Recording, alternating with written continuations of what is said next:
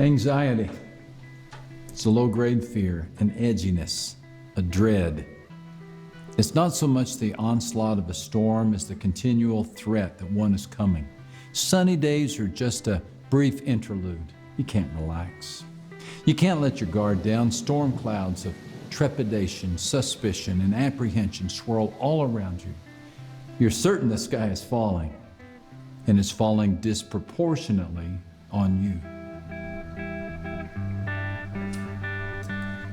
Anxiety is a big heap of what-ifs, a cascading storm of uncertainties built one on top of the other. What if I don't get the bonus? What if I can't afford braces for the kids? And what if crooked teeth keep them from having friends, career, or a spouse? In everyday life, it might look a lot like the story of a couple we'll call John and Mary.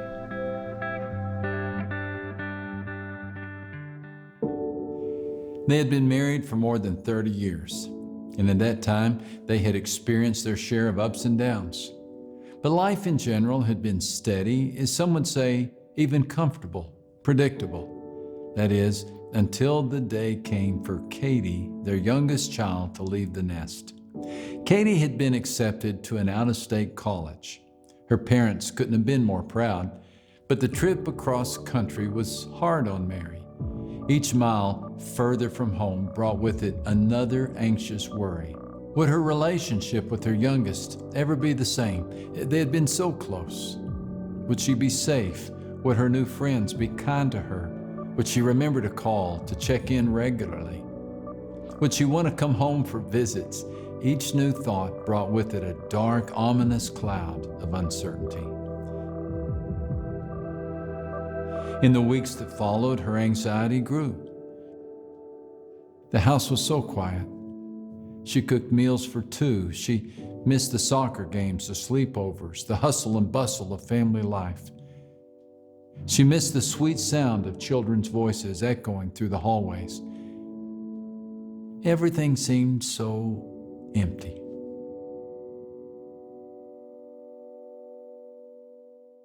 A few months went by. Mary thought she might be learning to cope when suddenly the company John worked for lost an important client. John's hours were cut, and with it went the couple's dreams of helping Katie with her tuition. The stress increased for Mary. She felt she needed to go back to work to make ends meet, but it had been years since she held a job. What skills did she have that an employer would want? Where would she even begin? An endless blanket of storm clouds had gathered around their once happy home. And a cryptic message Mary received from the doctors late one Friday afternoon just made things worse. What were these findings from her last test that the nurse referred to? Why did she need to come into the office first thing Monday to discuss them with the doctor? In Mary's mind, the storm had reached hurricane proportions, and there was no safe place left for her and John to hide.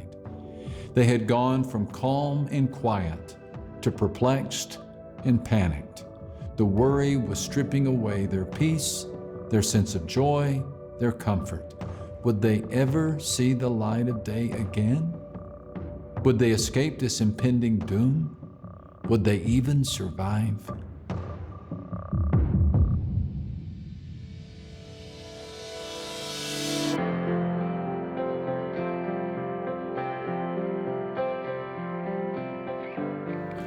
Perhaps you have experienced something like this in your life. One day the skies seem sunny and bright, and the next they're dark and foreboding.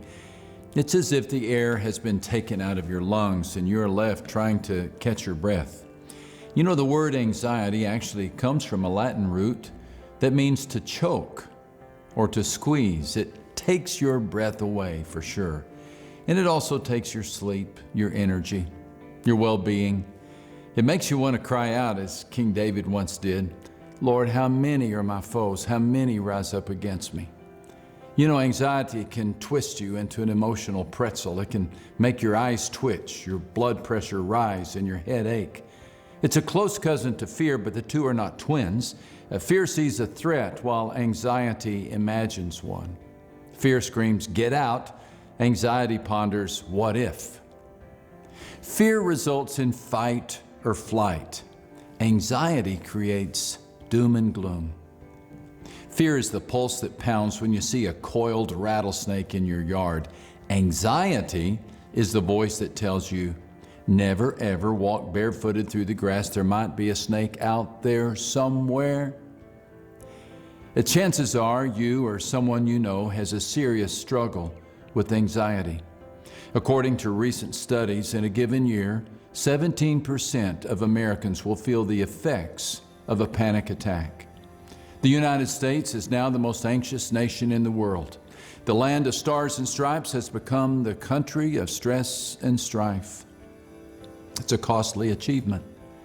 Stress-related ailments now cost the country an estimated $300 billion each year in medical bills and lost productivity.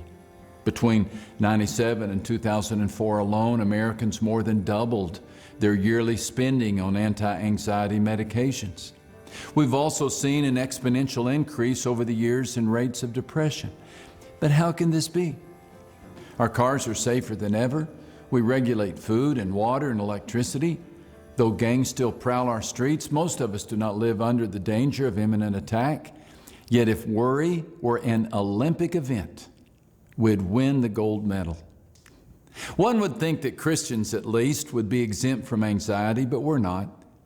We've been taught that the Christian life is a life of peace, and when we don't have peace, we assume the problem lies within us. We not only feel anxious, but we feel guilty about our anxiety.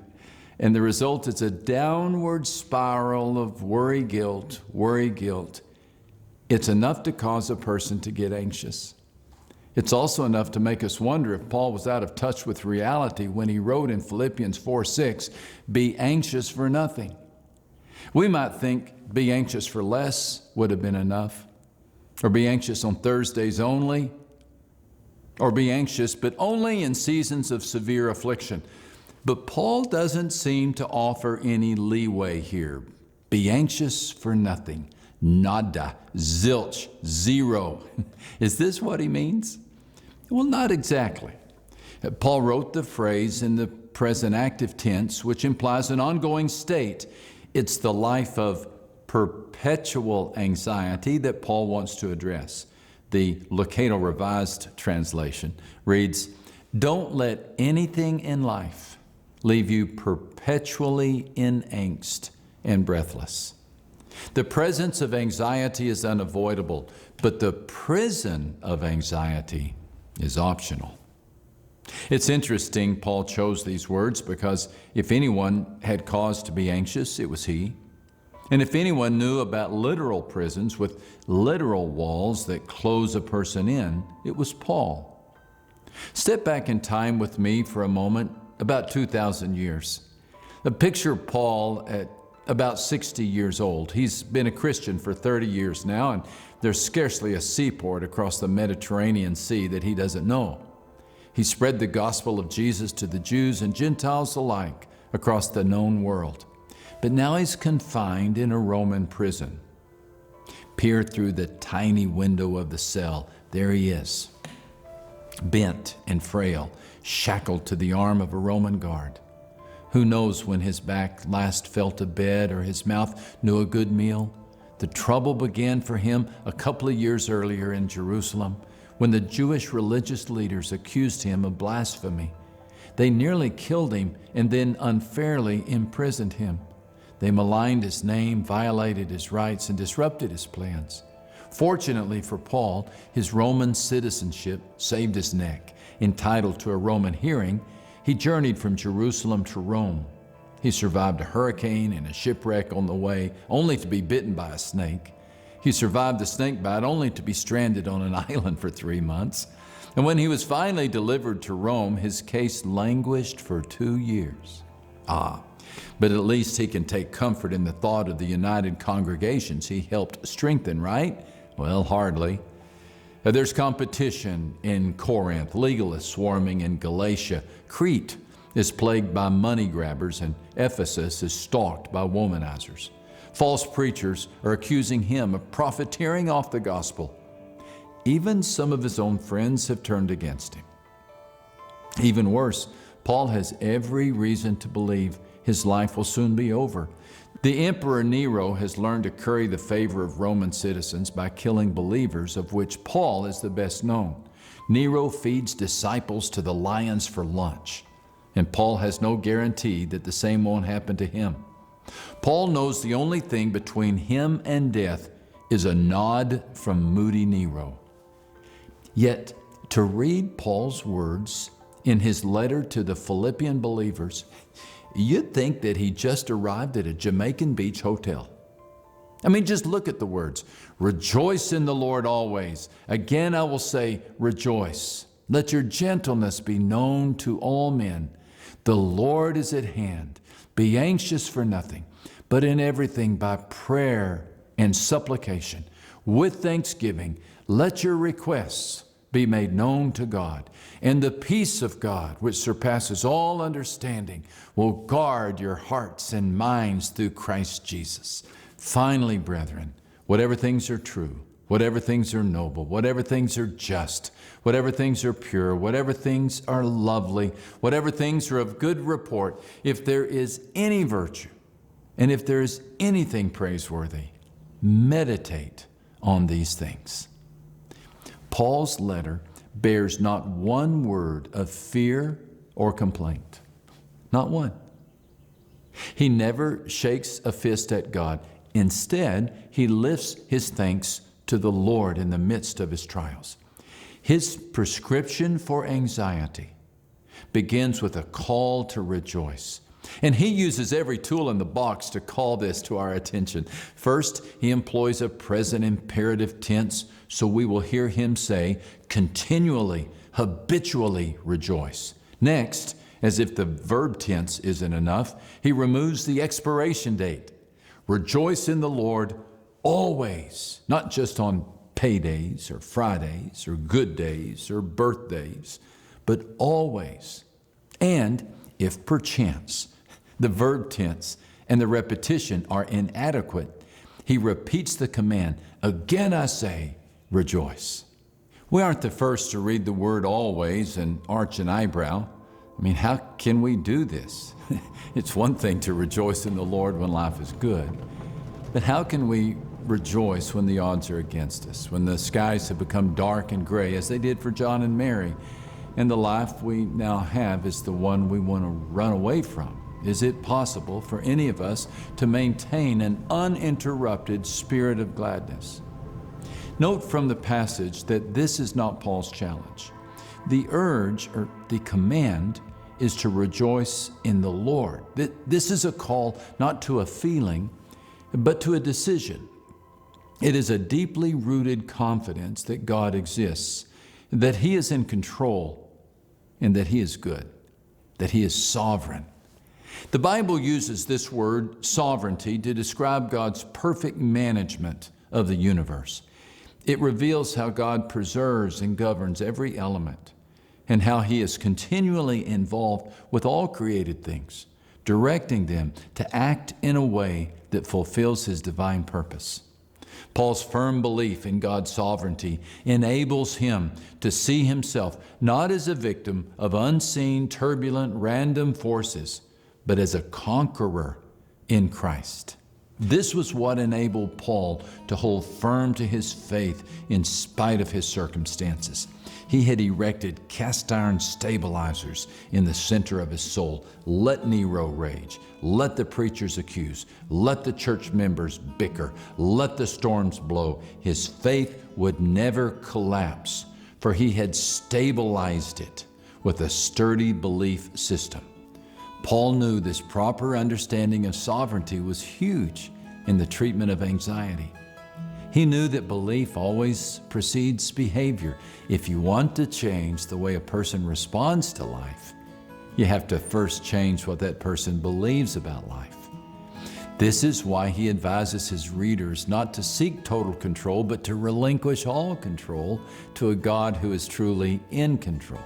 We can't run the world, but we can entrust it to God. Peace is within reach, not for lack of problems, but for the presence of a sovereign Lord. So rather than rehearse the chaos of the world, we rejoice in the Lord's sovereignty, as Paul did. Paul believed God highly exalted Jesus and gave him the name that is above every name. The conditions in Paul's prison might be miserable, but he knew that high above it all, God was at work for his good pleasure. To read Paul is to read the words of a man who believed in the innermost part of his being in the steady hand of a good God.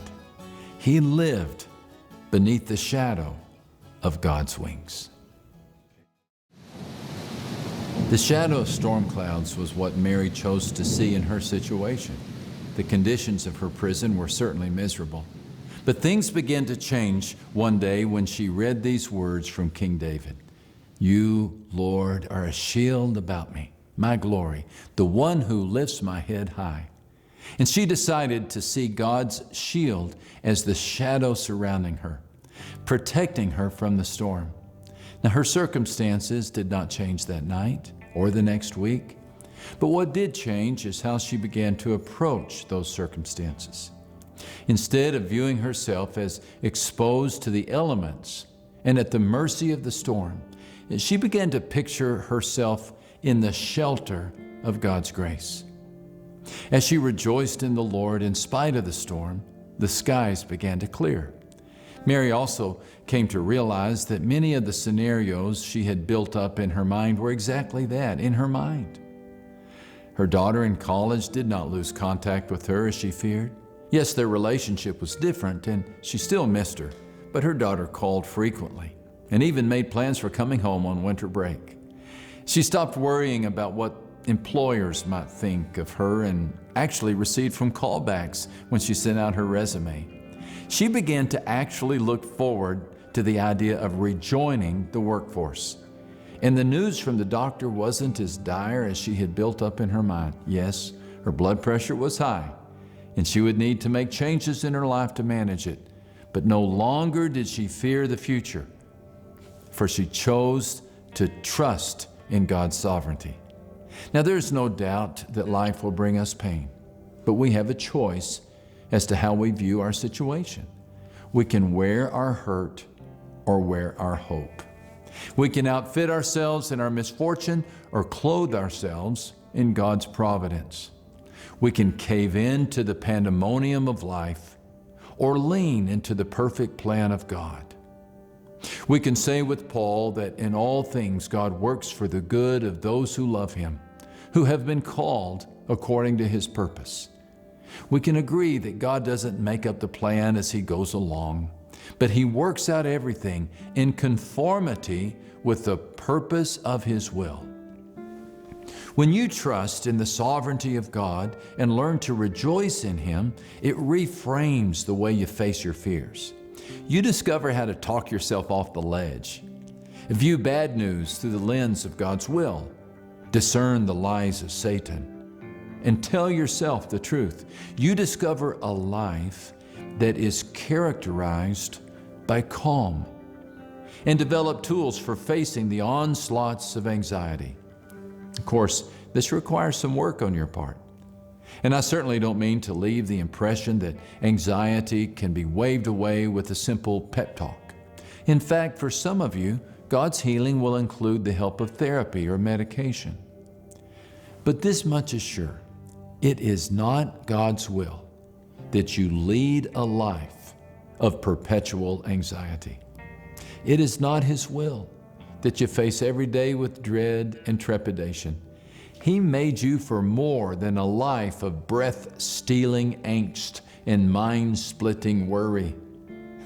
He has a new chapter for your life, and He is ready to write it. So, if today you are troubled, restless, and sleepless, I challenge you to rejoice in the Lord's sovereignty. I challenge you to believe that good things will happen and that God was speaking to you when He said, "In everything God works for the good of those who love Him." I challenge you to expose your worries to an hour of worship, and when you do, I believe you will find your concerns melting away. I believe that by His power and sovereignty, you can be anxious for nothing and discover the peace that passes understanding.